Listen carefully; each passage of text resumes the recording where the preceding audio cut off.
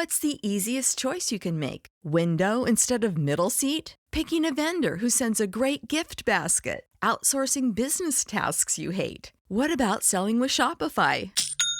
Whether you're selling a little or a lot, Shopify helps you do your thing, however you cha-ching. Shopify is the global commerce platform that helps you sell at every stage of your business. From the launch your online shop stage to the first real-life store stage, all the way to the did we just hit a million orders stage. Shopify's there to help you grow. Whether you're selling scented soap or offering outdoor outfits, Shopify helps you sell. Wherever and whatever you're selling, Shopify's got you covered. Sign up for a $1 per month trial period at shopify.com/try. Go to shopify.com/try now to grow your business, no matter what stage you're in. Shopify.com/try.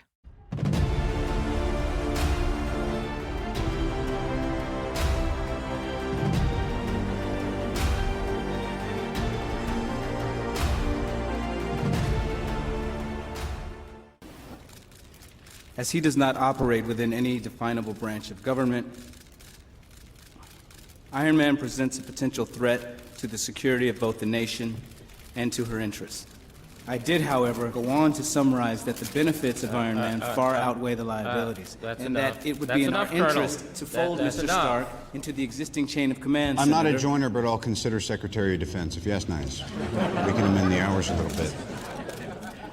I'd like to go on and show, if I may, the imagery that's connected to your report. I believe it is somewhat premature to reveal these images to the general public at this time. Colonel, I understand, and if you could just narrate those for us, we'd be very grateful. The images. Intelligence suggests that the devices seen in these photos are in fact attempts at making manned copies of Mr. Stark's suit. This has been corroborated by our allies and local intelligence on the ground, indicating that these suits are quite possibly at this moment operational. Hold on one second, buddy. Let me see. Something here. Oh, boy, I'm good. I commandeered your screens. I need them. Time for a little transparency. Now let's see what's really going on. What is he doing? If you'll direct your attention to said screens, I believe that's North Korea.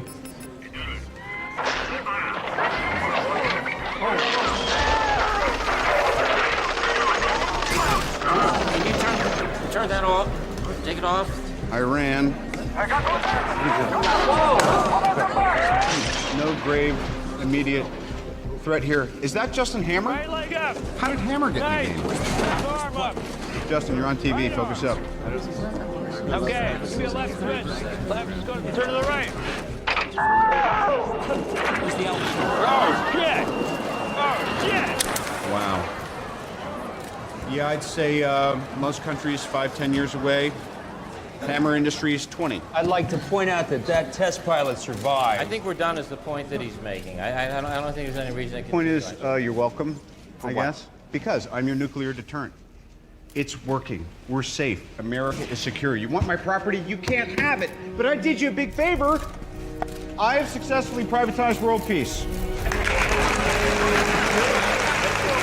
more do you want? For now! I tried to play ball with these ass clowns. F you, Mr. Stark. F you, buddy. We're adjourned. We're adjourned for the day. Okay. You've been a delight. Welcome to the Superhero Cinephiles podcast. I'm your host, Perry Constantine, and welcoming back a returning guest, and that is John Bruning. John, how you doing today? I'm good, Perry. Thanks for having me again. Well, thanks for coming on. Always a good time to have you on the show. And since we've had you on fairly recently, we don't have to go too much into your background and all that. We can just jump right into stuff. And so, Sure. Well, let's just give a brief recap, just very quickly, who you are and what you do, basically. Sure. I am a writer, editor, publisher, co-founder of Flinch Books, which I launched with my partner Jim Beard in 2015. I'm the author of the Midnight Guardian series, which started in 2016 with a book called Hour of Darkness and continued in 2019 with a book called Annihilation Machine. And the most recent installment is God and Sinners, which was published at the end of 2022. Book number 4 is in the works. Don't ask me when it's going to be done, but it is in the works. I've also had other stories published by short fiction published in Moonstone Books, Blue Planet Press, Becky Books, Stormgate Press, and others. So I'm pretty much writing all the time. Yeah, I know what that's like. And Yeah. also on the, a book in progress. I'm not sure when it's going to be finished. I just completed the next book in my Dark Crossroads universe of novels, and Excellent. one of the yes, thank you. Yeah, number 35, I believe. Not counting the two, I've got one unpublished manuscript that's sitting with Tommy Hancock and has been for a while now, and I've Okay. got another one that that just hasn't been published yet, that I was doing because the sales on the first two books weren't that good. But when I find some time, I might actually go through the trouble of getting it fixed up and ready for publication. But so yeah, if those two come out, then this is actually number 37, I think. But Your 37 puts my 4 to shame, but everyone has their own I've also pace, been I doing guess. yeah, everyone has their own pace, and I've been doing this for like what, 15 years now, and Mhm. different, and mostly just been doing novels. Like I don't do a whole lot of short stories like you do. So and so that's but I've had these situations where like I had started working on this book in January, and I had timed it all out, and I'm like, okay, so I start this book in January, I should be able to finish it by early February, and then it's early March I end up finishing it instead. So I definitely know what you that's have like.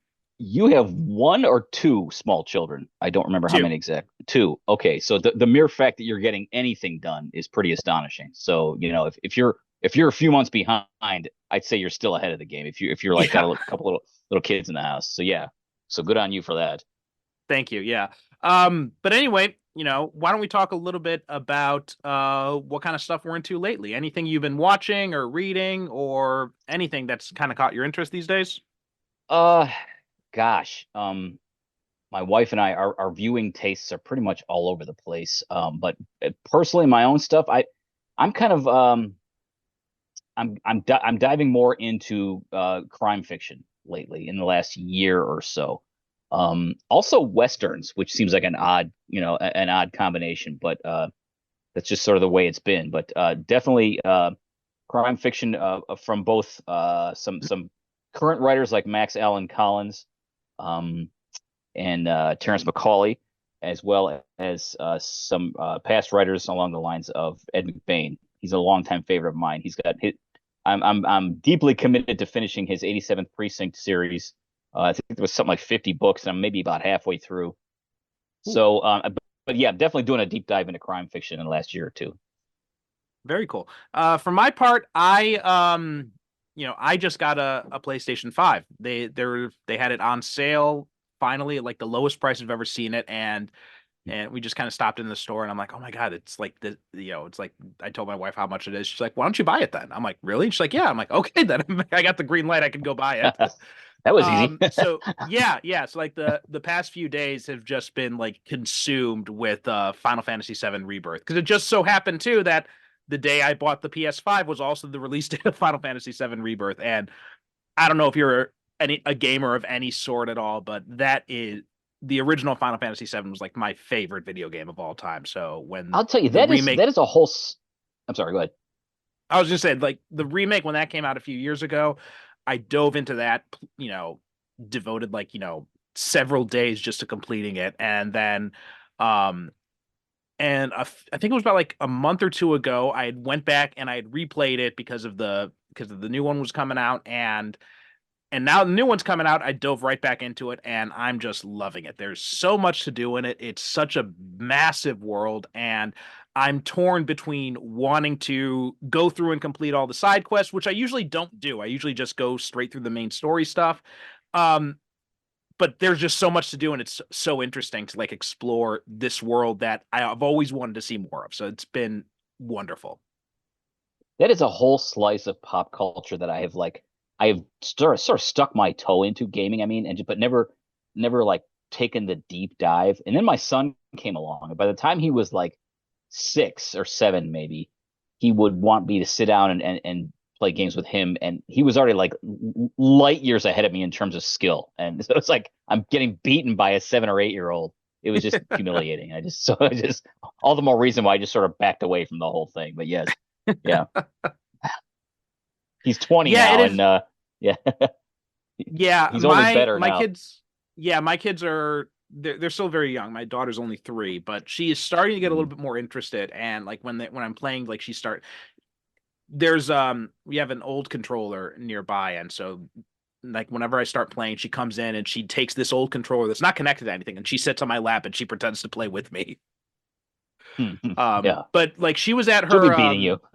she will be, yes, she will be. Both her and my Yep. son, definitely. But she was at my in-laws house last night, and she stayed the night with her cousins, and my wife was there too. And my wife took a picture of her sitting next to her older cousin who was playing a Nintendo Switch, just staring at the game the whole time. So I think she's starting to get into that mode.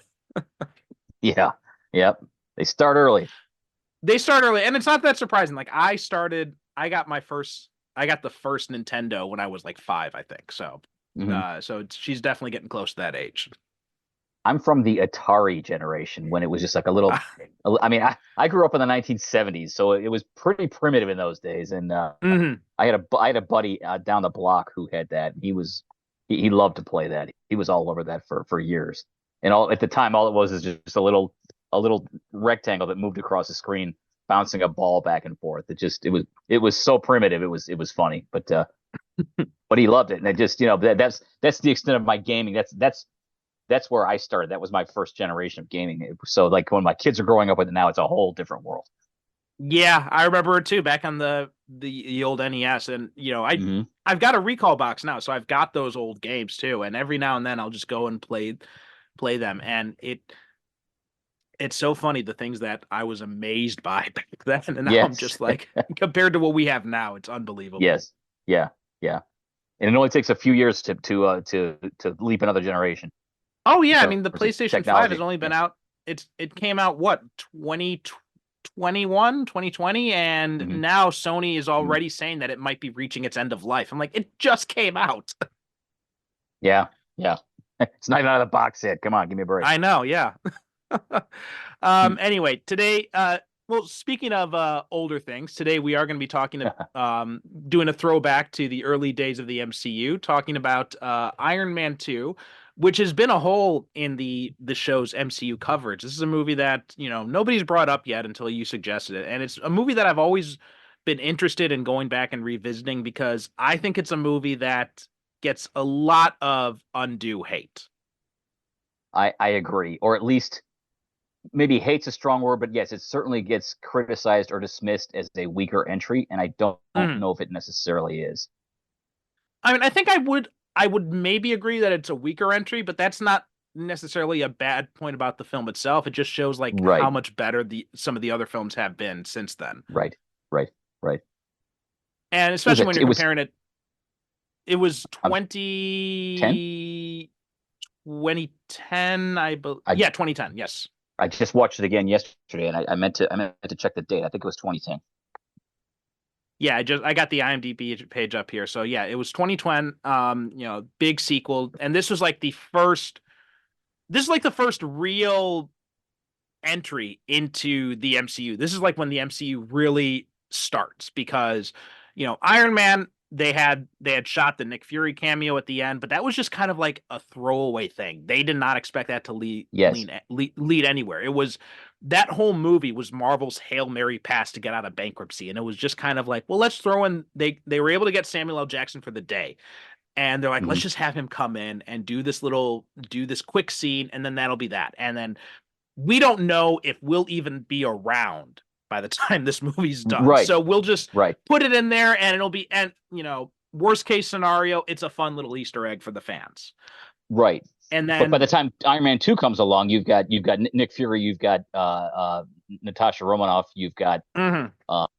and you get the post credit scene, you get a quick glimpse of Thor's hammer. So Right. We clearly, also have Cap Shield in it as well, or like a right, prototype yeah, of his shield or whatever. Yeah. yes, yeah, And yeah, and also, when Incredible Hulk came out, that too, they were like, all right, well, let's just throw some stuff in there. And hmm when Iron Man had done so well, they quickly, scrambled to do this cameo with Robert Downey Jr., which they put at the end of the Incredible Hulk.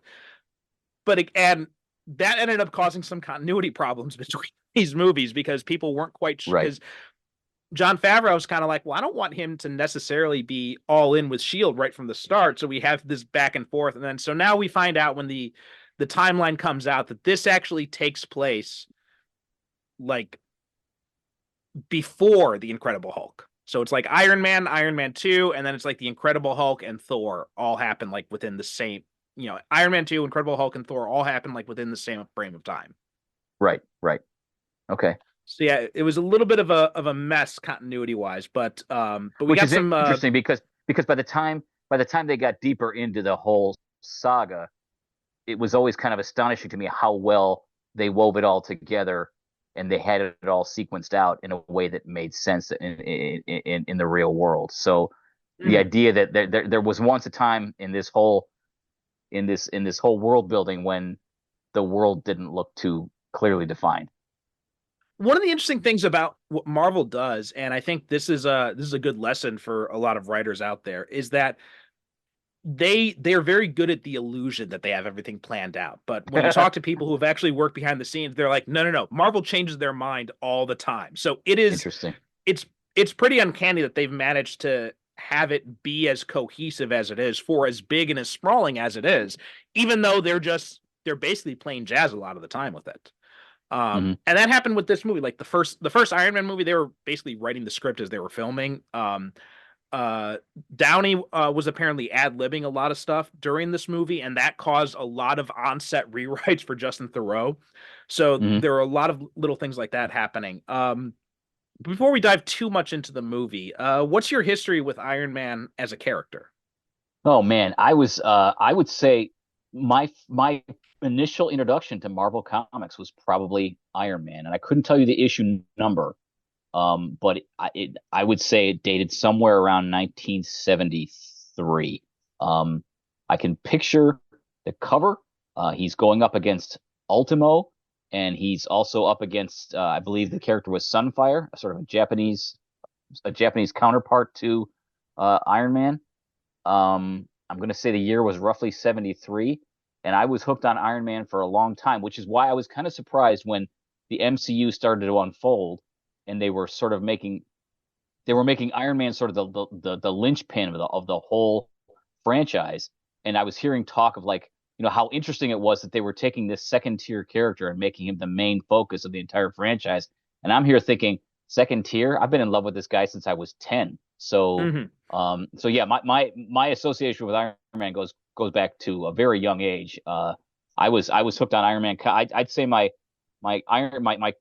Marvel comic book collection, which I still own, I would say that I've got probably about a 120 issue run of Iron Man comics, going from early 70s to probably the early to mid 80s.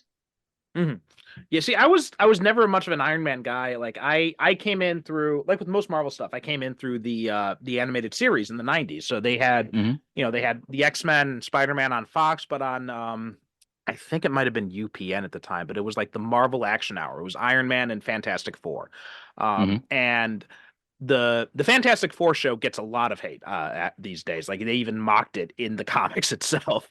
But the Iron Man show, it had like it was only 2 seasons, and it was very schizophrenic. Like the first season was very much like standard late 80s, early 90s action cartoon type thing, right? It's very like Masters of the Universe, G.I. Joe type of feel, where it's like you have your group of heroes and you have your group of villains, and every episode they throw down.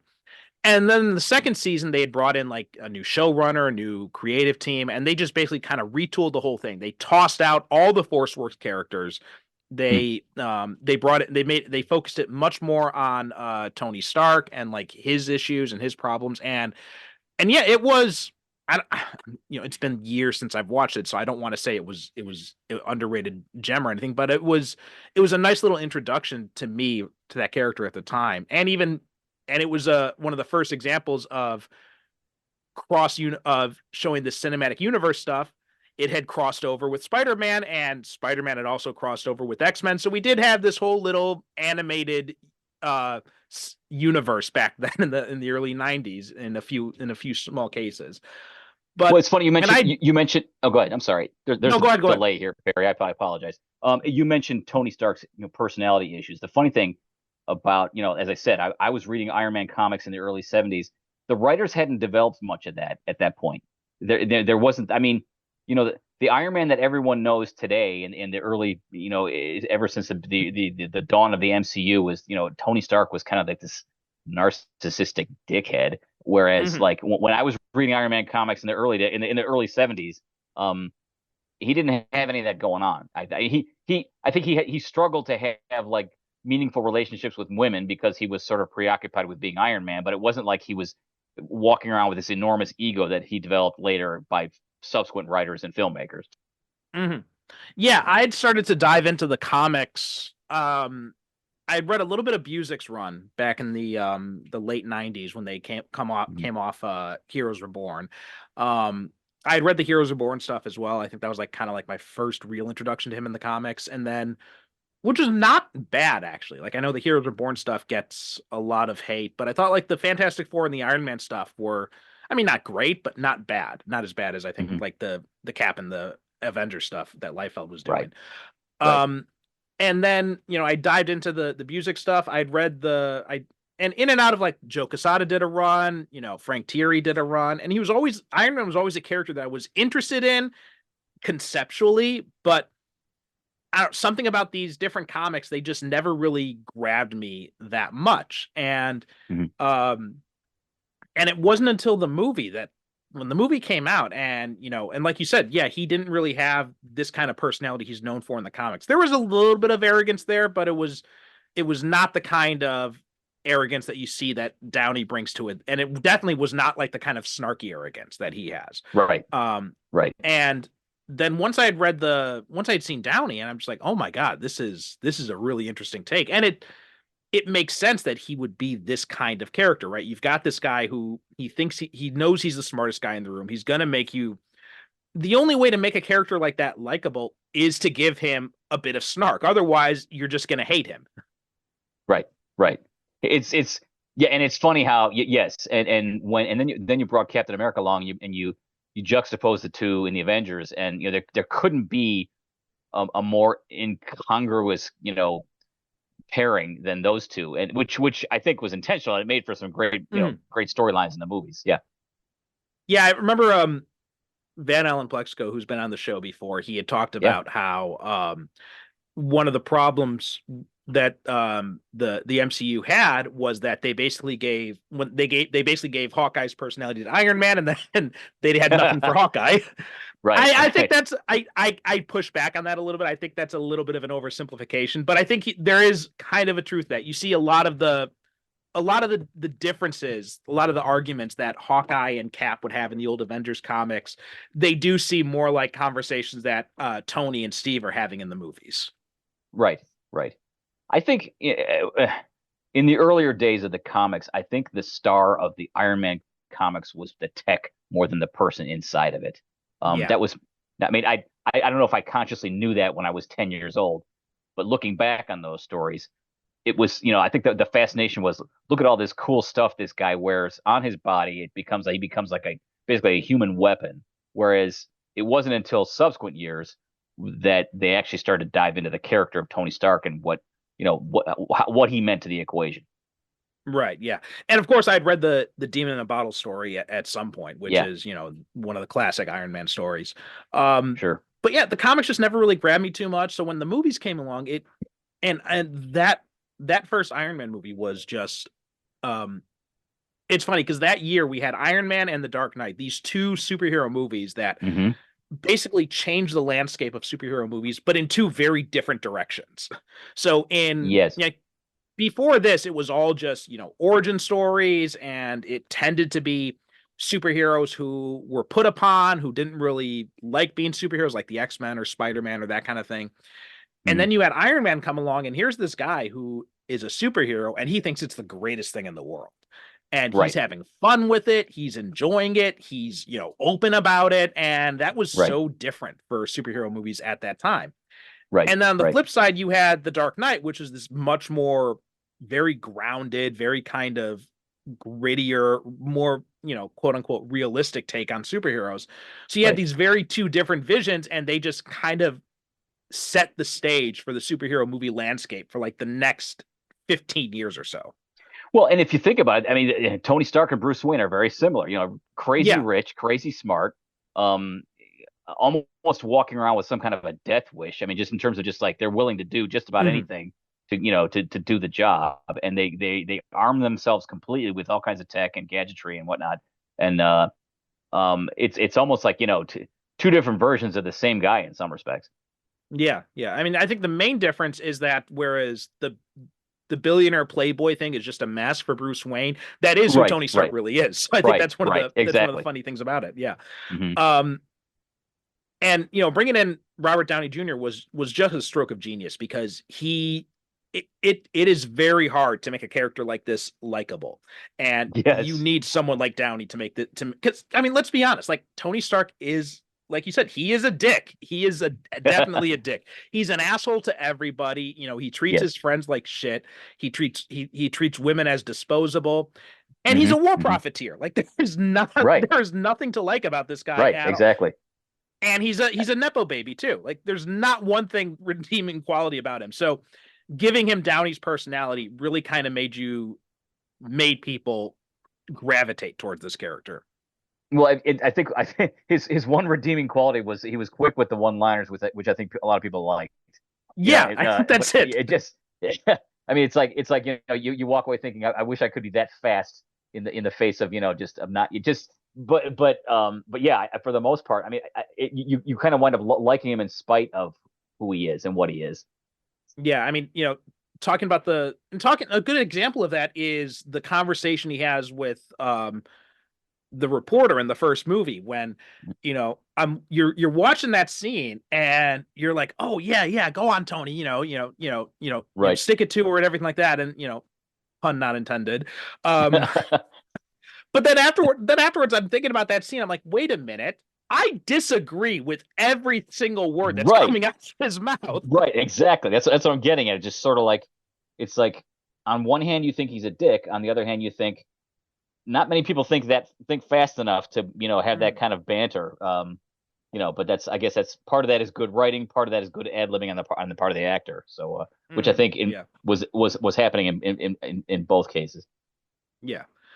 So anyway, they put this movie right into production after the first one, was so successful. And based on the success of the first one, and to a lesser degree, The Incredible Hulk, they're just kind of like, you know what, now we're doing the MCU. And this was kind of like, this movie was setting the stage for a lot of the MCU. So you got the references to Thor and Captain America.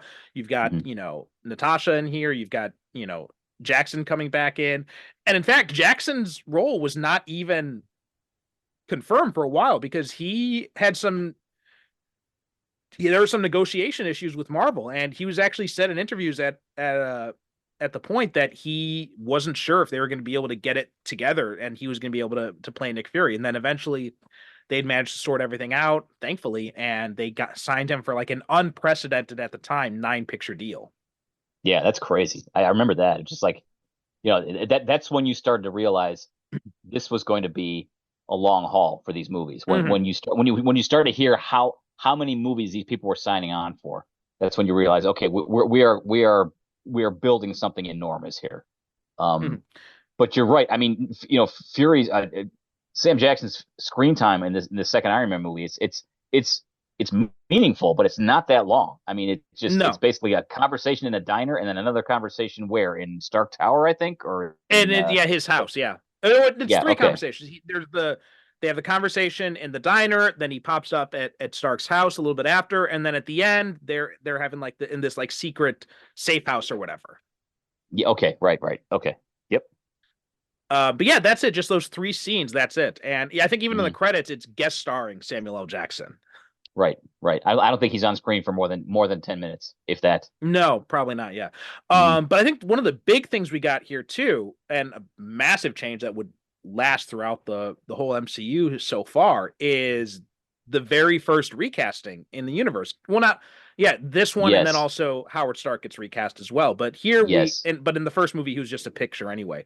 But here, we get Don Cheadle taking over for Terrence Howard. I think that's a good place to start, because this is something I think that's the thing that people talk about the most about this movie, is that recasting. Yes. How did you feel about that change? I had I had mixed feelings early on when the movie first came out, because I was hearing that there was some bad blood between Terrence Howard and Downey, I think, and the producers at Marvel in general. Like, Terrence Howard kept waiting for the phone call that never came. But then seeing Cheadle in the role, he just seems more, especially like in the military parts that he plays, like when he's in uniform, when he's being the colonel. I think he does he carries himself better than Terrence Howard did in the same role, just in terms of his presence. So in that respect, I think it was a change for the better, especially given the arc of Rhodey's character throughout the remainder of the entire MCU evolution, all the way through Endgame. I don't know if Terrence Howard could have done that as well as Don Cheadle did. Yeah, I mean, I liked Howard in the first movie. As for the bad blood, there have been so many different stories about this. Yeah, so I know. It's tough to see where the truth Yeah. lies exactly. Yeah. But one of the things that I really realized that Cheadle works better at than Howard is in the friendship with Tony aspect, because Yes, in the first movie, it almost feels like Rhodey is only quote unquote friends with Tony because he has to be, right? It kind of feels like, the military is just like, just be nice to the guy, just play nice with him, laugh at his jokes, that kind of thing. But in this one, I get the sense that, Rhodey and Tony are actually friends. Like the scene when he goes in to read Tony the riot act and he sees that he's got this problem. He's like, wait, are you? He switches on a dime. Exactly. It's like, he's scolding him, and then he takes a look. He looks at his face and he realizes, wait a minute, you're a mess. Something's wrong here. And you're right. His tone changes dramatically in that moment. And even in the Senate hearing, right? He keeps trying to. He's reading this report and but he's also trying to defend Tony at the same time. And Cheadle does a very good does a very good job of walking that line between someone who is supposed to, be Tony's conscience in a kind of way, but also, someone who still genuinely does care about him. So he does this very good job. And even when Tony continues to go farther and farther off the deep end, of course, there's the birthday party that just goes completely awry. Even then, when Rhodey's getting frustrated and angry, he's still trying to take the high road and say, look, cut it out, get it together. I don't want to do this, but if I got to take you down, I got to take you down. Yeah, you could tell you're right. He's willing to go to the farthest possible extent to rescue Tony from himself, as only a friend would. Yeah. Anyway, what are some other things that jumped out to you rewatching this movie? At the outset of this conversation, we said that we both thought it was a better movie than it got credit for, and I believe that's true. But having said that, I think there are certain flaws that I think are worth noting, and I don't want to call them plot holes because I think that's maybe too strong of a phrase. But there are these momentary lapses in, I don't know, continuity or logic that strike me as odd. Like, I could see how people might be a little bit irked by that, and they may seem like small things, but if you like add them all up, I mean, just a couple come to mind. Like, okay, we get our first glimpse of Natasha Romanoff under the guise of, what do they call her? Natalie Rushman, I think. And supposedly she's this sort of legal person on the Stark payroll, and she shows up with paperwork for Tony to sign to transfer the control of the company to Pepper. And so she's sort of like this legal operative working for the company. That's her cover. Yeah, I'm guessing like a paralegal or something along those lines. Right, exactly. Who happens to be really attractive, and Tony's immediately, but then like a few scenes later, Tony's getting ready to go to this birthday party he doesn't really want to go to, because he knows secretly this, his heart, his core is what is it? The reactor core in his chest is making him sick and probably killing him. And he's very reluctant to go, and he's just and Natalie Rushman walks in with a box, and she's asking him, which wristwatch do you want to wear to the party? and I'm watching this, and I just noticed this for the first time, and I watched it again yesterday. I think it was the fourth time I've seen the movie. I'm thinking, how did we get from paralegal, to like wardrobe consultant? How did we? So I think there? that was kind of explained actually, because there's the scene when she comes in and when Happy is quote unquote giving her the boxing lesson, and Tony and Pepper are talking, and Tony, and it's so rapid fire, it's very easy to miss. But Tony's saying yeah, because Pepper's just now taken over as CEO, and Tony says, "Well, I still need a personal assistant now. I need someone to take over for you now." Okay. And he's like, "I need someone right now, and I feel it's her." And so that's kind of where that all unfolds. Is that she ends up becoming his personal assistant. Now, I don't know about the inner corporate workings, if it'd be normal to have someone from legal department go to become someone's personal assistant or anything like that. So maybe that's another question. It felt kind of like, given the dialogue that takes place in that brief scene where he's getting dressed for the party, it almost felt like, okay, let's contrive some reason to get this really attractive young paralegal into Tony's private quarters so they can have this vaguely erotic conversation. It's almost like it was almost like it felt like it was sort of set up to create that scene. Whereas, it just struck me as a little bit odd that this paralegal suddenly becomes this sort of intimate assistant to this guy. And I might be wrong in this. I'm not as up to date on like Silver Age Marvel, but did Tony and Natasha have a thing in the comics? I feel like that's something that happened, but I'm not quite sure. I mean, I know she did with Daredevil and Hawkeye, but I can't recall if she had something with Tony. In the time that I was reading Iron Man comics, I do not recall any such liaison. Okay. I remember there were like, and again, this goes back to like the early 70s, so I may not be the right guy to ask, but I don't remember any kind of relationship between Tony and Natasha in the time I was reading Marvel comics, but that that may have happened subsequent. I don't know. Okay, like that was just in the back of my mind. I couldn't recall if that was something that actually happened or if it was something I had made up in my head. But well, I mean, I think Natasha's a good thing to. No, go ahead. Sorry.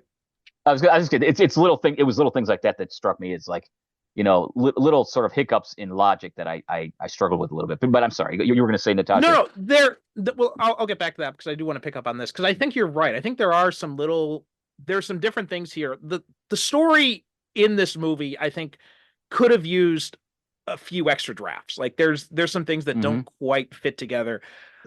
I still don't understand the whole element thing, right? And I've seen this movie like about a dozen times, and I still don't understand why Howard Stark is hiding the secret to this new element in the freaking model of the Stark Expo and just praying that Tony will discover it someday.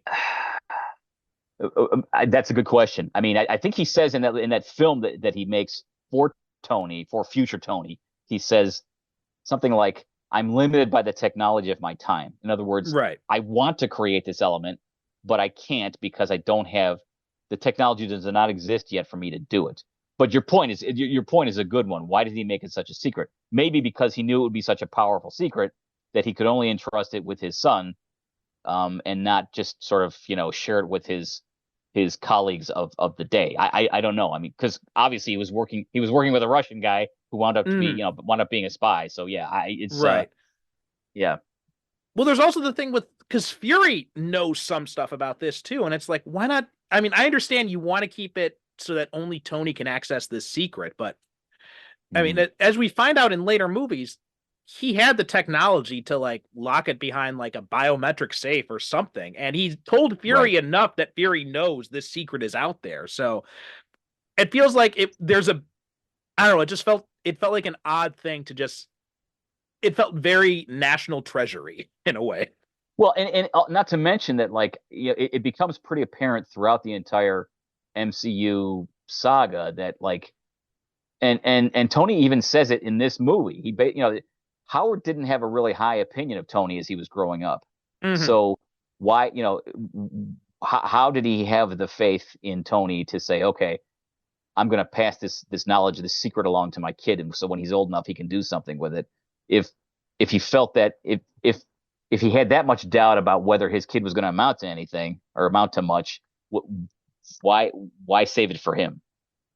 Yeah, I feel like a lot of the development Tony goes through in his relationship with Howard in this movie, it feels like they forgot that happened in later movies, so they kind of go through the whole Yes. thing again in like Civil Yes. War and in an Yes. Endgame. Yes. Yeah, no matter how much peace gets made early on, Tony's still grousing about his relationship with his father in subsequent movies. Mm-hmm. Yeah. Yeah. I agree. I agree. So yeah, that was, and even still, I don't understand how he's able to make this element. I don't that whole sequence just feels like Well, we need some hardware technobabble stuff. It looks like he's essentially building like a particle accelerator in his workshop. But then like he sort of bends the beam, takes out half of his shop to do it, and he like focuses. It just sort of like it was sort of like faux science to satisfy. I don't know. It was very unusual. I wanted to know exactly what are you doing here and how are you doing this, and he winds up, for all the tech he's got at his disposal, he winds up like shoving a wrench into a slot and turning the beam in the direction where it will intersect with this other element on the wall, and it just sort of like blasts into a new element. It just I realize you can't explain that kind of physics at that level in a 2-hour superhero movie, but at the same time it's sort of like, what exactly is happening here? It feels like it feels like someone in the studio is like, that cool scene when Tony was in his workshop, we need something like that in this movie too. Yes. Yeah. That's really kind of what it feels like. But a lot of the particle accelerator stuff, I'd actually looked this up, and they had asked some physicists about this, and they're like, no, it is actually possible to build your own particle accelerator in your house. Like, there have been teenagers who have done it. Okay. But one person's like, now the big thing is like, I don't know why he's in the room with that thing when it's going off. Well, yeah, and like I said, he's just sort of like he's turning the beam in the direction of his choice. It's just like, is that something, if you're talking about a particle moving on a path at something close to the speed of light, do you really have that kind of a control over that kind of a, I mean, and is that really something you just want to be toying with without very carefully calibrating what you're doing? Now, here's a funny thing. Do you know what the element is called? I don't think it ever gets a name, does it? I mean, so it doesn't get a name. It doesn't get a name in the movie, but apparently in there was a comic book, like an Avengers Prelude comic called like Fury's Big Week or something. Okay. And in that they talk about how Tony had tried to patent the element under the name Badassium. That sounds about right. Yeah. But also I remember the last time when I just watched this yesterday, I'm thinking, okay, so he's created this new element, and I was trying to remember, do they name this thing? And I never heard a name. So yeah, it never gets a name in this movie. No, yeah, it doesn't get a name in the movie, but the novelization, they tried to establish that the element they established in the novel that it's vibranium. That he ends up creating vibranium, but obviously that didn't end up.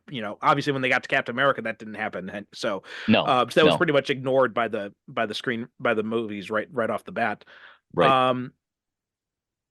But also, well, let's talk a little bit about Natasha. What do you think about Scarlett Johansson as Natasha in this? Well, I think as introducing characters go, I think they did a really good job with that. I mean, I remember when this movie came out, I knew she was coming, but I think Scarlett Johansson was a good choice for casting. I loved the scene where, and I'm trying to remember at what point in the story this takes place. She and Happy go into Justin Hammer's headquarters, right? Because Vanko is supposedly there, and they've managed to like figure out where he's located, and they go in there together.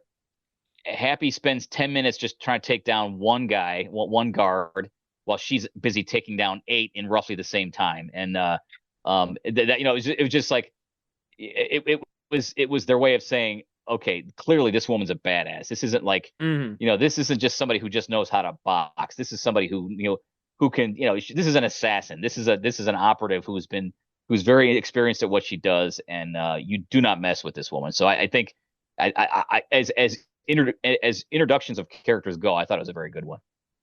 Absolutely. Yeah, I agree with that completely. Like her I remember people were complaining about the time that she doesn't have a Russian accent, and I remember, Derek would say, he's like, well, she's a spy. How good of a spy would she be if she can't disguise Right. her accent? Right.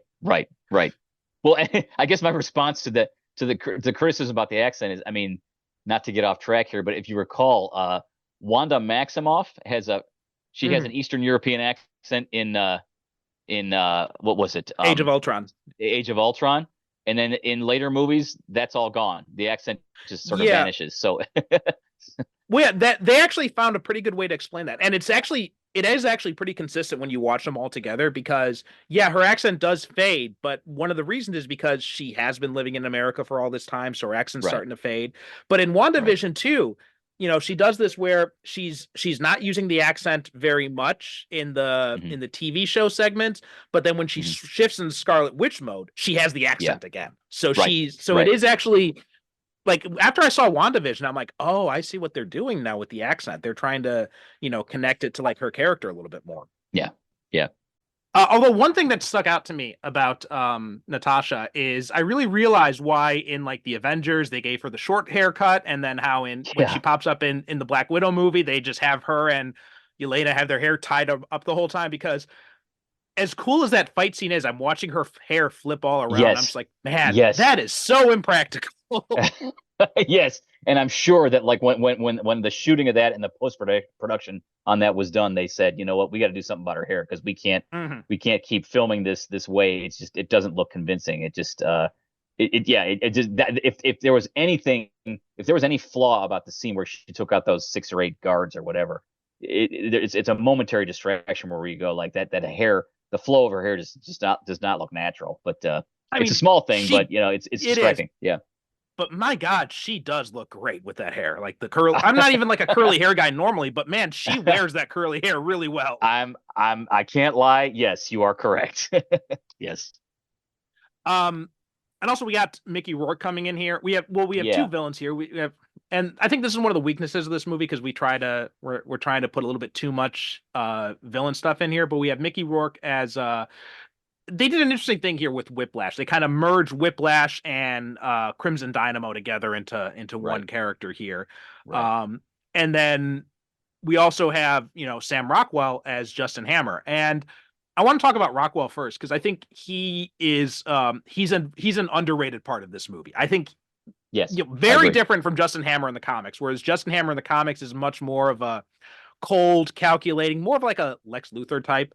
But in this, they kind of made him the anti Tony Stark, right? Whereas Tony, they both got this kind of like snarky, eccentric personality, but whereas Tony is, an actual genius, Hammer is just kind of like, he doesn't really know what he's doing. He's actually kind of incompetent. Right.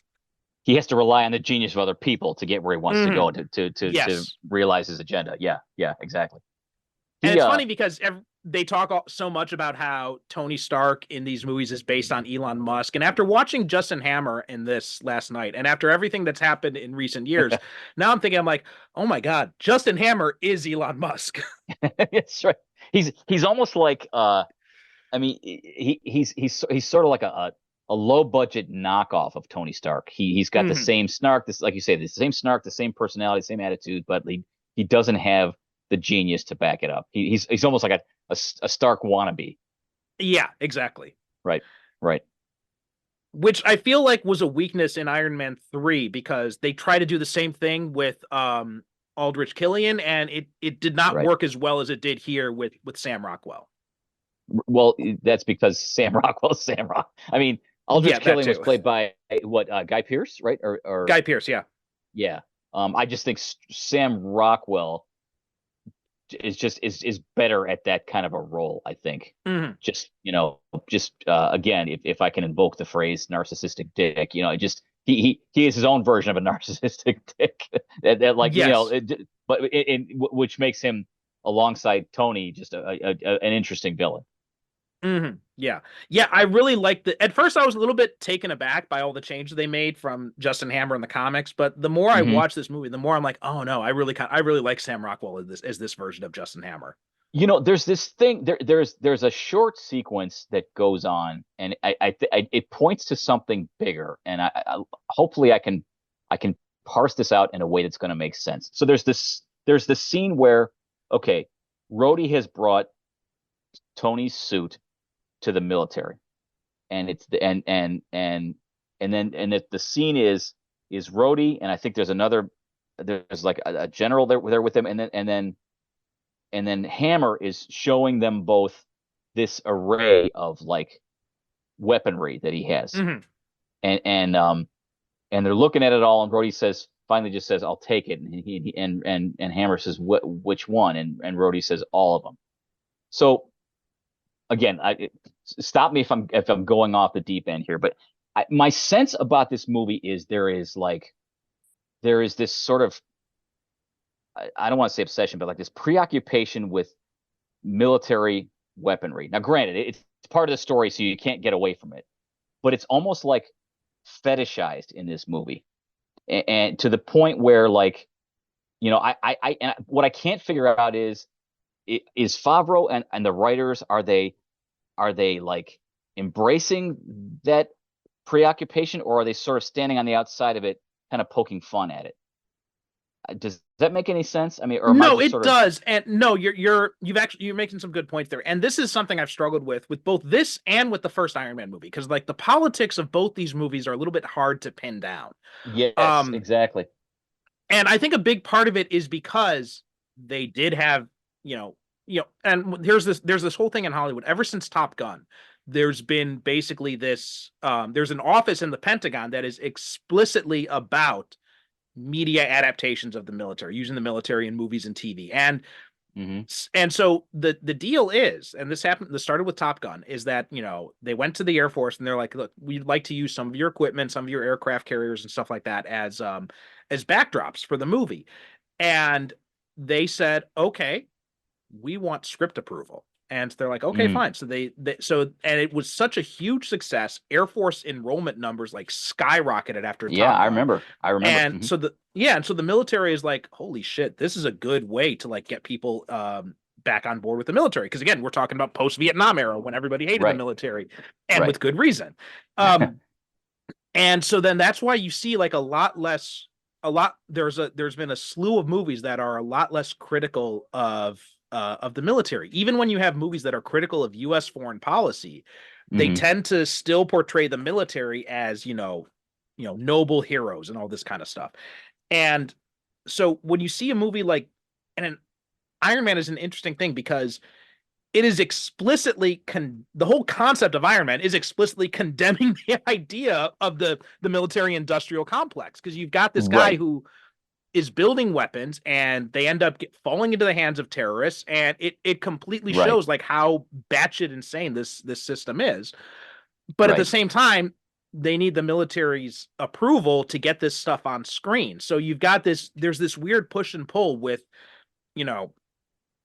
between what is happening with like the military is, showing the criticism of the military, but trying to like kind of cover it up a little bit so that it can slip past the military censors. And so it's this weird push and pull all throughout both these two movies. Yeah, yes, I agree. I think more so in the second movie. And there's a moment, and I think this is connected to what we're talking about. There's a moment early on where it's the moment when Tony is telling Pepper that he wants to hand over the company to her, and he's walking around his office and he's like taking artwork down, and she's saying, why have you sold the art collection, and why aren't you committed to some of these social activist programs that the company, the corporation has been committed to, and he tosses off this really quick line. You almost don't catch it because, it's Downey doing Stark. It's always a very rapid fire dialogue. And he says something like, the liberal agenda is dead. I don't know if you he says, I'm tired of the liberal agenda. It's boring. Yeah. It's something like that. Yeah. So, and again, in the context of what the point I tried to make a minute ago, is this Favreau and or the writers or the producers trying to telegraph some kind of a political statement or message to the audience without being overt about it? I don't know. I mean, and it's an open-ended question, but I often wonder, I don't know what Favreau's politics are. I don't know, but it just I wonder if like if he's trying to say something without coming out and saying it flat out so that he doesn't get crucified by either right or left or both or whatever. Yeah, I think another problem too is, and it's hard looking. I just tried looking to see like Jon Favreau politics, but it's tough because there is one of the hosts of Pod Save America, a former Obama speechwriter, is also named Jon Favreau. So right, I know.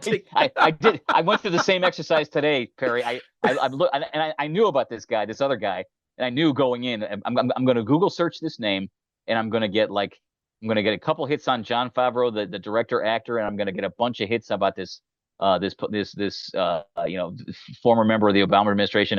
And I'm not going to get an answer to my questions. So I kind of gave up. But yeah, I don't know either. So I'm not sure what. It's hard to find Favreau speak politics person. I think I do recall. I think he was part of the, in the 2016 election. Josh Whedon made this video trying to encourage people to vote for Clinton, and there were a bunch of Avengers actors and like other Hollywood people in it. And I think I'm just going completely on memory from almost 10 years ago, but I think that Favreau was among those in that video, like urging people to vote for Clinton. So I think I think he is more on the progressive side, but also too, Downey's an interesting person in regards to his politics. Cause I think he also went through a conservative streak in his life too. And I think it might've been around the same time. So that could have also been Downey's politics coming through. I mean, he since seems to have gone more on the progressive side. So I think that might also be part of it. Cause there's so many different ways to read that line, because they are talking about, because because I was paying more attention to this dialogue and I had the subtitles on, so I was trying to get more sense of it. But she talks about like all these different like green projects. Like she talks about like a plastic plantation. She talks about some other stuff like this. Yeah. And he says, "I'm tired of the liberal agenda. It's boring." And I think that could be, you could read that as, he just doesn't, he doesn't want to get involved in this stuff anymore. You could read it as, just another example of him just kind of giving up on everything because he's dying. Right. But also you could also read it as the liberal agenda, and I say this as a progressive, is very disappointing. Like it doesn't go far enough in a lot of cases. So you could also, me as a progressive, that's what I read. That's how I tend to lean towards in that. Whereas like it's just not doing enough, and it's just, there's a lot of wheel spinning and a lot of what I call a lot of what people call greenwashing, right? Attempts to seem like progressive on the surface, when really you dig down into it and it's not as progressive as it could be. So that there are a lot of different ways to read that. And also like the whole, and again, the military part of this is just so weird. Also too, the whole thing about going in front of the Senate, and the Senate's like, well, look, you've got you're an unregulated one-man army, and we have got to really win. You're a living weapon. Yeah. Right. Yeah. Right. And again, as a progressive, as a very strong proponent of gun control, I'm like, yeah, you'd want to regulate that stuff if someone's got a one-man war machine, pun not intended, that they could just put on whenever they want. They could just go intervene in foreign conflicts whenever they want. That's a problem. But then you've also got this thing where, and the movie portrays Downey as a hero for, fighting back against the government. But at the same time, we also see what happens when the government uses this technology. So, right. And knowing what unfolds in later movies, I struggled with the whole idea of, I'm going to say 3 movies later in Captain America, Civil War, suddenly, Tony encounters this woman in front of an elevator whose son was killed in Sokovia, and it's like this sudden epiphany, and that really is all it takes to completely to compel him to do a 180. And suddenly he's ready to hand over, and basically just he's completely ready to succumb to government oversight. Whereas, in this movie, he's like, what's the line? I even wrote it down. Something about I am the suit and the suit is me, or something like that. He says, you can't have it. It's my technology. I am Iron Man. Iron Man is me. You can't have the suit. To go from that to where he wound up at Civil War. It seemed like a pretty dramatic turnaround in a relatively short period of time. I think if you look at just those two movies, I think you're right. But I think if you look at the whole arc, because you look at what happened to him in Avengers and his whole brush with death and that, and then you look at what happened to him in Iron Man 3 and how he's struggling with the PTSD of it all. And then Ultron, where his own hubris almost causes humanity to become extinct. I think at that point, and then after that, Pepper leaves him. And so I think at that point, he's just kind of like, oh, fuck. I don't know what I'm doing here. I need someone to rein me in. So I think Tony's, as his character is, he goes to extremes. So I think that's another example of like, he's, this is another part of his PTSD coming through where he just goes to this opposite of extreme, is like, we have to let the government step in and control us. Mm-hmm. He actually says in Civil War, they're all sitting around in like the Avengers lunchroom, and he just says it just flat out. He says, we need to be put in check. That's the exact line. We like, he basically just, he has this moment where he really, and again, it comes from encountering this woman by an elevator, who shows him a picture of her son who was killed in Sokovia, when, a place where the Avengers were trying to do something good and they wound up making a hell of a mess. And, it's this sort of rare moment of humanity in a guy who doesn't show a whole lot of humanity because he's so absorbed, so self-absorbed all the time. And I think this is also kind of like this is kind of a dichotomy you see in a lot of in the superhero concept in general, right? Because, and Alan Moore criticized this. This is one of the big criticisms that Alan Moore was working through in Watchmen. The fact that these are unregulated, traumatized people who we are trusting to protect us. And, but it is that whole idea, it's this whole libertarian streak in superhero stories where it's, these people act, put themselves above the law to do the right thing, and we praise them for it. But and you see this too with like X-Men, like, if my next door neighbor could blow up my house just by thinking, I kind of want someone to keep an eye on that, or at least want to move. yeah. So like it is that whole dichotomy that is very common in superhero stories, and at a certain point, you just have to you just have to kind of roll with it, I think. Right.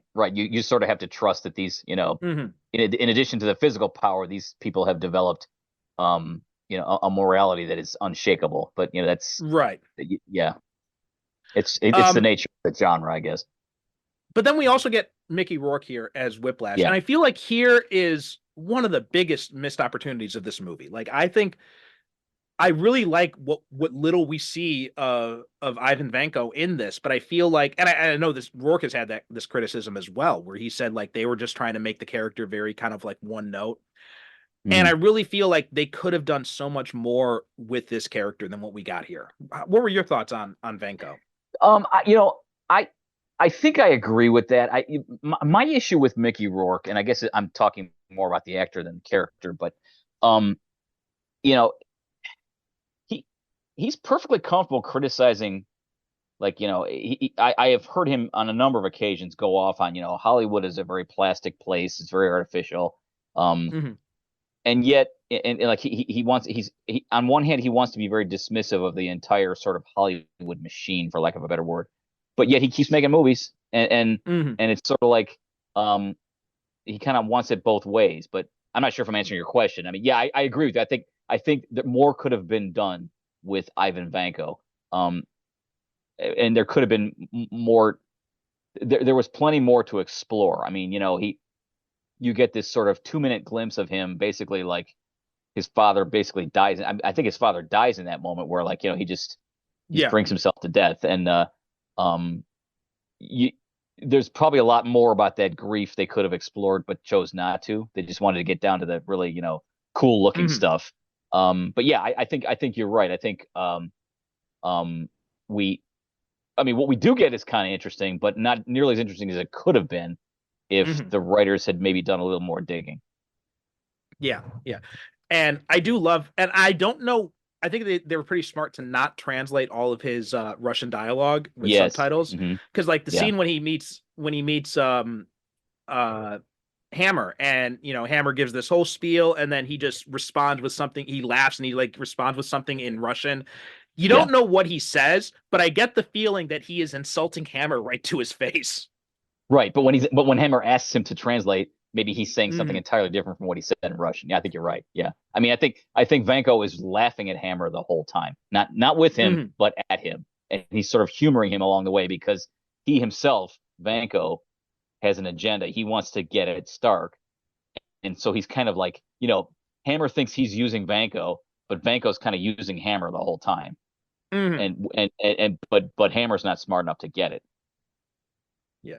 I'm trying to just double check, because I think someone did translate it at some point. Basically what he's saying to him is like, you talk too much.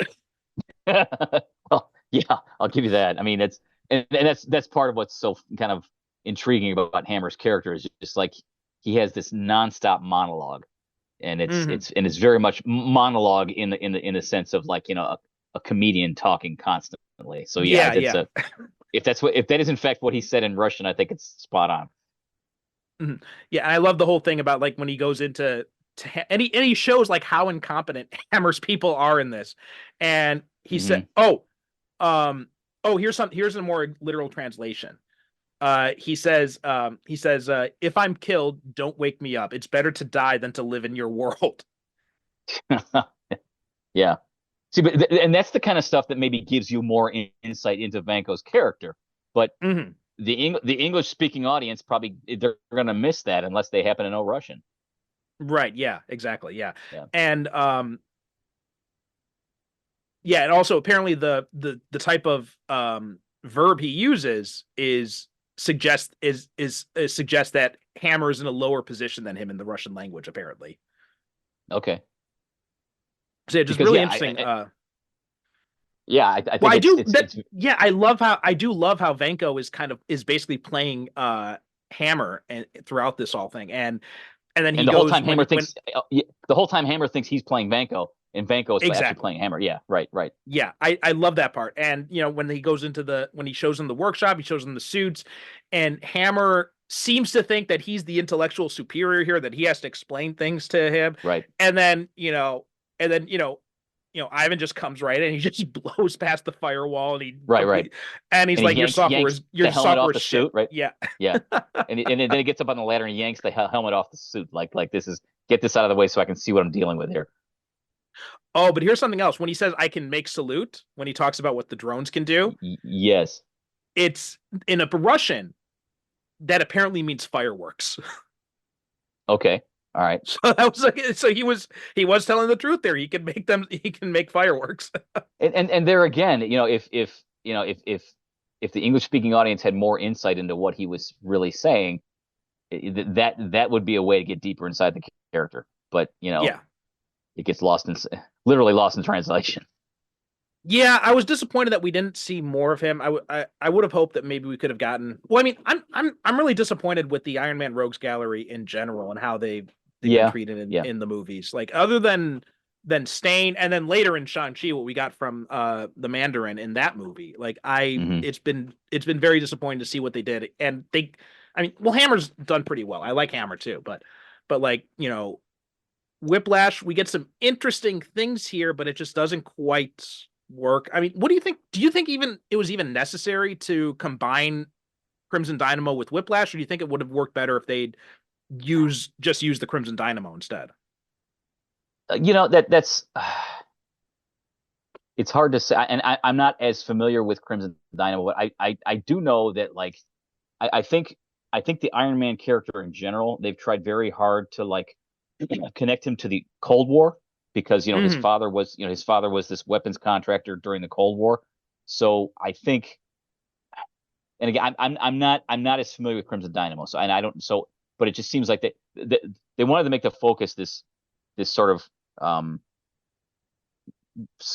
basically this son of a very prominent Cold War physicist, and this was the way to do it.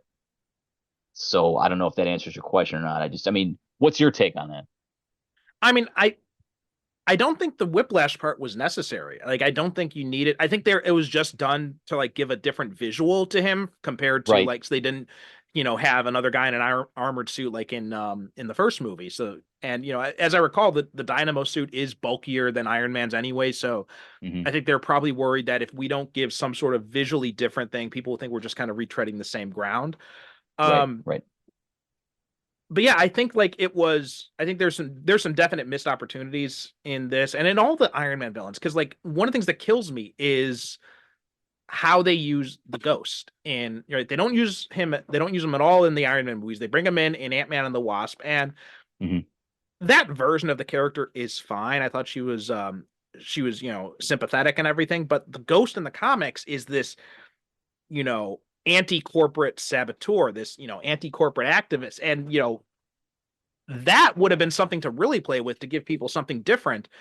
But in each time we just basically go back to the idea of, in all three movies, the main villain is just evil Tony Stark in all three movies, basically. And I feel like there's some definite missed opportunities there.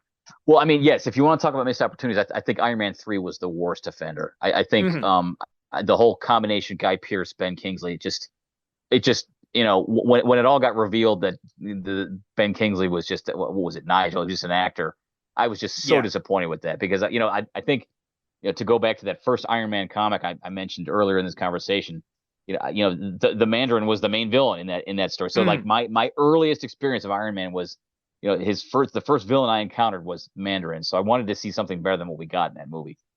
Yeah. I've made my peace with the Mandarin stuff, and you can go back. We did a episode on Iron Man 3 a while back, but I hated it at the time, and I still think it was a missed opportunity, especially because they seem to have found a way to crack the Mandarin without going into the racist stereotype. Like Ben Kingsley in the first part of that movie is brilliant. Yes, like it's like terrifying. I thought that was yes. I thought that was and we also see like that whole reveal that he's been behind the 10 ring doesn't make any sense in the context of these first two movies either, because right we have Vanko gets the stuff he needs from the 10 rings. The guy he meets is from the 10 rings. So it's like none of the stuff in the third movie really kind of gels with everything else here. But I think what they did, Shane Black had a point when he said the Mandarin is a racist caricature. Yeah, definitely there's that aspect of it, but there's a way to do him, which later comics have proven. And then at the time too, I remember saying, if you get a Chinese actor to play the Mandarin, someone like Tony Leung, and you can get something really amazing out of it. And then here comes Shang-Chi, they get Tony Leung, and boom, it is amazing. So it will forever be a missed opportunity that we didn't see Downey Stark and Tony Leung's Mandarin face off together in some way. Yeah. I thought the funny line I remember from Shang-Chi was, they named, he said something like the Americans named me after an orange or something like that. Yeah. No, I love that. I love that. I loved everything about Tony Leung in that movie. He was just brilliant all throughout. And again, missed opportunities that we didn't get. We only got one movie with him too, by the way. But yeah, and I think there are so many. Iron Man often gets, I think, unfairly lambasted for not having a very interesting rogues gallery. I think there are a lot more interesting villains, and there's a lot more ways to play with some of these villains. But it feels like someone somewhere was just too afraid to really go down that route, and so they just kind of go with the more safe version of, let's just have evil version of Tony in each one of these movies. Right. I mean, because as I recall, a number of Iron Man villains in the earlier, like in the Silver Age of comics, were Asian. I'm thinking of the Yellow Claw. I believe he was up against Iron Man a few times too, and that's a character that Marvel I don't think is touched anymore. I just just merely calling a villain yellow is asking for trouble. But yeah. I don't read mainstream comics nearly as much as I used to, but I haven't seen the Yellow Claw in a long time or heard even reference to him. I feel like there may have been something recently, but I can't recall offhand. I think he popped up in Agents of Atlas, but I think they changed his name. Yeah, he's now Plan Chu. I think it looks like what the name is now. So yeah, I think so. He was used in some more recent comics. I think it was the Agents of Atlas stuff. Um, and also they used Fu Manchu. They brought him back, but they gave him a different name as well when they brought him. And Right. part of that too is copyright reasons, is trademark Right. Sure. reasons. Sure. But yeah, there were, and too, like a lot of these Iron Man villains are rooted in the Cold War settings, but Right. Right. and I think they touch on this, right? The whole idea of like Ivan was selling, so nuclear secrets to Pakistan and all this kind of stuff. Like there are ways that you can really play with the post-war dissolution of the Soviet Union or also like, the burgeoning. I know they don't want to go this route because China's a big market, but the burgeoning China market too, the burgeoning threat of China too is another aspect of it. There are a lot of different ways you can play around with these. The Cold War is over, kind of, but in a lot of ways it's not. So I think there's still a lot of stuff you can do if you're willing to take the route to. And again, this could also be that whole Pentagon aspect where we don't want to offend the military too much. But like I think, especially if we want them to cooperate, right. Especially if if we want them to cooperate with our filmmaking effort, sure. Right, like reimagining some of these Cold War characters and have them more as like victims of the Cold War, I think would be one way to really drive home the extent of what the damage Stark's company has caused, because they touch on this here and there, right? When Vanko is telling him, the Stark family has destroyed countless lives, and it's like, yeah, he's true, and I'm glad that, and we kind of touch on that a little bit in Age of Ultron, and then later WandaVision, where we see what where it was Stark's bomb that killed Wanda's parents. So So in that respect, I mean, it's interesting character development for Tony, because he keeps coming up throughout the course of his journey with either his own or with the Avengers. He keeps coming up against people, actual human beings that he has to come face to face with, who have been directly affected by the weapons that he makes. And what do you think of bringing in War Machine in this movie? Because that actually kind of surprised me when we got that scene in the first movie, and and Terrence Howard looks at the Mark II suit and he says, "Next time." I'm just like, yeah, that's never gonna happen. And then next movie we do finally get the War Machine armor. Right. I think if it were gonna happen, this would be the movie to do it, for the reason I brought up earlier. Just like it seems like military weaponry is at the core of the Iron Man story in general, but in this particular movie, in this particular story, it is very prominent. So I would think that if you're going to do it anywhere, you do it here, and they probably did it here, knowing that they would bring War Machine back in subsequent stories within the whole saga. I mean, certainly he's prominent in Infinity War and Endgame. Yep. And he also in Civil War, right? Civil War, he plays a big part in Civil War. There's going to be the upcoming Armor Wars movie. That's going to be I can't remember if it's going to be a movie now or a TV show. They've gone back and forth. But with Cheadle or no? Yeah, Cheadle's going to be in it, and it's going to be like about Stark's legacy and all that. So that's going to be really interesting. And Secret Invasion, God, I was so disappointed with that series. But I was too. I was. But Cheadle was amazing in it. Like I love Cheadle's he was. scenes in it. One of the few bright moments. Yes. And and also I love how they gloss over the recasting, right? When Tony is like, he's like, "What, Rhodey?" And then he says, he's like, "It's me. I'm here. Deal with it. Let's move on." It's kind of like a meta way of saying, like, yeah, I'm a different guy now. It's a nod to the audience, like, okay, it's sort of who was Dick York was the first actor to play Darren Stevens, and then Dick Sargent was the second. It's like, just like, just deal with it. Yeah. All right. There any other things you wanted to mention about this movie? One of the things I thought was kind of interesting was there was such an ambiguity about Tony's relationship with Pepper Potts. It's like at the outset, you're not even sure if they are romantically involved. And then at least that's my take. I don't recall what I was. I mean, were they really romantically involved in the first film? I'm trying to remember. They had a moment where Right. they came very close, like, and then Right. he ran off.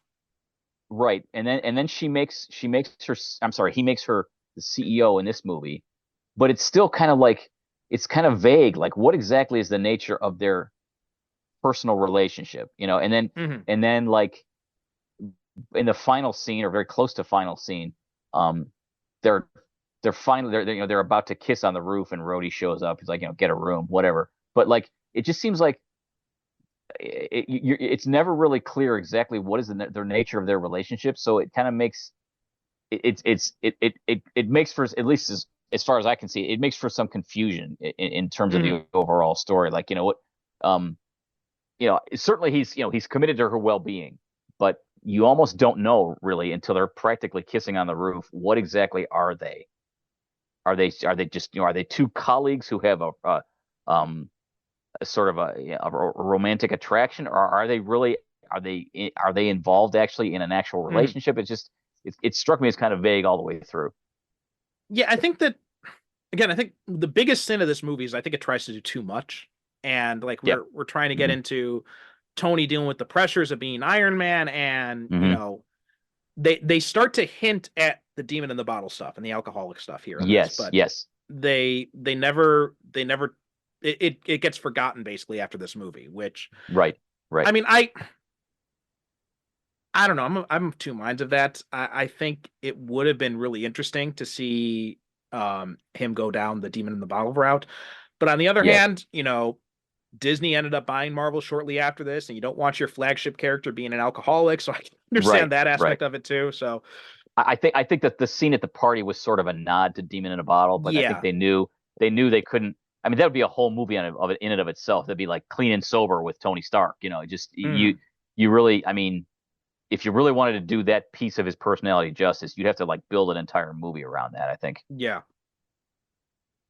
And that's what I thought they were, especially after. I mean, I think Iron Man, and again, this is another aspect in which Iron Man 3 is a missed opportunity, because after what he experienced the Avengers and like suffering from PTSD, that'd be the perfect time for him to, that's when the drinking starts. Right. Exactly. Yeah. So lots of missed opportunities with that film. But yeah, this one too, again, some really missed opportunities. And also, I just got to call out this one line here, you can solve the riddle of your heart. Just even Sam Jackson feels like, I don't know why you're making me say this shit. Yeah, I mean, Nick Fury does not. I felt the same way when I heard that line. Nick Fury seems like the least likely character to say something like that. That's way too sentimental for a guy like Nick Fury to be saying. Yeah, it just, it didn't ring true for me either. And also the "I've got my eye on you" line, and then he just I'm like, come on, we get it. You got an eye patch. Yeah, I mean, didn't we do a different riff on that same joke in the first Avengers movie when he says Stark says something like, which eye am I supposed to concentrate? Which eye should I be looking at when I talk to you, or something like that? Oh no, it's in the diner scene. Yeah, it's but no, there's a scene in the Avengers where he says something about what. Oh yeah, he's talking about the panels on the helicarrier. He's like, how does Fury see these? And then Maria Hill says he turns. Yes, that's it. Yeah, it's like, how many different ways can we tell that joke before it gets stale? Yeah, and it was done so much better and so much more subtly in Avengers. Like in here, it was just completely unnecessary. Right. Yeah. Oh, but I did notice something else when at the end scene when he's talking to Fury. If you look closely, the video footage that Tony's looking at, that's footage from like the aftermath of the Hulk's attack on Culver University. Right. I did that was another little. Yeah. Yes, that was another little piece of info, and also we get to see Coulson again, which was nice here. I miss seeing this version of Coulson. This is basically like who's just got no time for Tony shit. Right. Although I was kind of surprised that Coulson laid it out pretty clearly. He said, "You're not leaving this place. You're gonna sit down with your bad stuff." And next thing you know, Tony's walking into his own office where Pepper's sitting, and I'm thinking, wait, I thought Coulson had this covered, and he wasn't. So, and there's only later somebody says something like it's like how'd you breach the perimeter or something like that. And yeah, so my memory of this movie was completely backwards because when we got to that scene when he's leaving, when Coulson tells him, "Is like, you're supposed to stay here, and if you try to leave, I will tase you and watch I'll Super tase Nanny as you drool into the car." exactly. Yeah. Yes, right, yeah. And then I'm like, oh, okay. So then when Coulson leaves, when he gets called away to New Mexico, that's when Tony leaves the. But then we get the scene that then Coulson comes in. He's like, "I heard you breach the perimeter." I'm like, wait a minute, where the hell were you, Coulson? Yeah, Coulson said it to him. Yeah. I mean, of all people who would say that, like, weren't you supposed to be the one keep him from breaching the perimeter? So yeah, that struck me as odd. Yeah. As long as we're talking about little oddities in the dialogue, and just this one bugged me. It was towards the end. It was third act. Clearly the drones have, Vanko has taken control of the drones, and the chaos ensues, and Pepper and Natalie / Natasha walk back to the place in the expo center where the guys are working at the desk who are supposed to be in control of the presentation, and they say, what's going on? And Pepper says, we've got to call somebody to get this under control. And the guy says, the cell phone lines are out, blah, blah, blah, blah. And less than 30 seconds later, she pulls a cell phone out of her purse or her pocket or whatever. And she calls 911, says, we need the police here right away. I'm thinking, wait. Oh, you're right. I didn't even catch that. I thought like it could have been more than 15 or 20 seconds after the guy says the cell phones are down. And I thought, wait a minute, all the cell phones are just, it struck me as like, wow, that's a continuity issue that really, like, I mean, the two things they happen so close together. Like, how do you miss that? So that was a small thing. Yeah, but I did not even clock that. You're right. Yeah. You're absolutely right. And it was one of the things. It's one of the things I was talking about before, like small glitches in continuity that kind of like take me out of the story for a minute that probably should have been caught. But yeah. Yeah. And apparently because a lot of the script rewrites on set were because of Marvel higher ups. I think a lot of that is like Perlmutter. And in fact, that's one of the reasons why Mickey Rourke had so many complaints about this movie. And then Favreau, that's why he turned down. He was asked to come back for Iron Man 3, but he turned it down because he didn't want to deal with Perlmutter and all that shit anymore. Okay. So there was all that stuff in there too. Yeah. I also wanted to say too, the suitcase armor. That's like one of my favorite scenes in this movie. Yeah. It was almost like it was a little too comical in a perilous moment, but it's good, but it's just sort of like, give me the suitcase, and the car keeps getting bounced around and the door keeps opening and closing, and like, and Marvel has always been very good about like tossing in little comedic moments, but it was almost like, people are going to die here. You got to get this suitcase into this guy's hands pretty soon. Otherwise, this is sort of not funny anymore. It's kind of cruel. Yeah. But man, I love seeing that suitcase. The way it worked, the way they made it actually work in a real world setting. That was so well done. It's and as cool as like the nanotech stuff is now and all that, and it makes it easier to do a lot of stuff. I do kind of miss. There's a part of me that does kind of miss this kind of like more analog style of the Iron Man suit. Yes. The one thing that struck me about that though was how much does that suit weigh when he's got it on his body? So how easy is it to really carry a suitcase around like that is basically going to become Iron Man's suit? I mean, what are we talking, like 300 pounds? I don't know. I'm just ballparking. That's a good point. I never even considered that. Yeah. All right. Well, I think that's a wrap on the Iron Man trilogy. Like, we've now covered all three of them here on the show. John, thanks so much for coming on to talk about it. Always a pleasure. Yes, always a pleasure. Why don't you tell people where they can find your stuff? Gosh. Okay. So I mentioned Flinch Books at the outset of this conversation.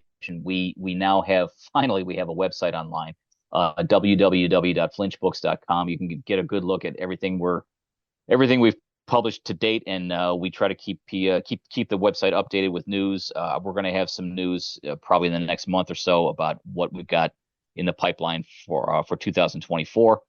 I am also on Instagram at what is the handle, at JC Bruning. I'm at the same handle for Twitter, although I'm not spending a whole lot of time on Twitter X these days. I'm also on Facebook. So I'm pretty much all over social media, and we've got the website as well. So I'm pretty easy to find. Okay, cool. So we'll have links to all that stuff in the show notes. As for us, we are superherocinephiles.com, and we are Super Cinema Pod on pretty much all the socials, which is basically Threads, Instagram, and Blue Sky. Although Threads is probably where I'm most active these days. So, but if you can always get in touch with us through the website too. Anyway, that does it for us. Thanks so much for listening, and we'll talk to you next time.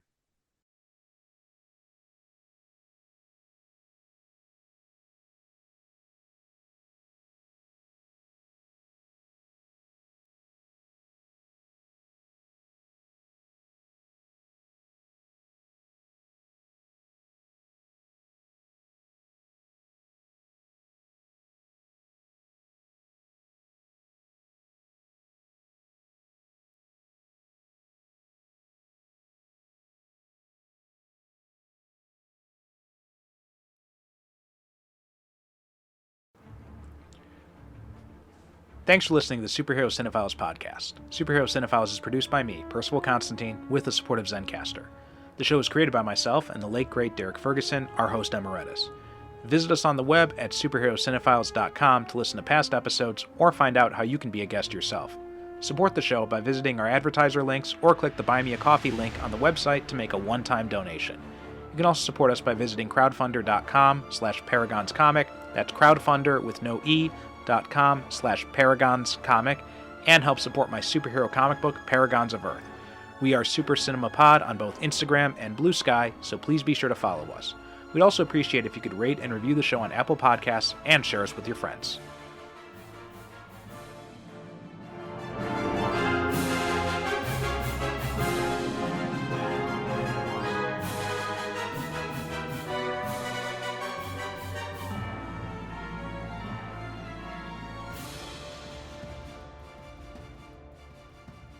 Thank you for listening. And as always, good night, good evening. God bless.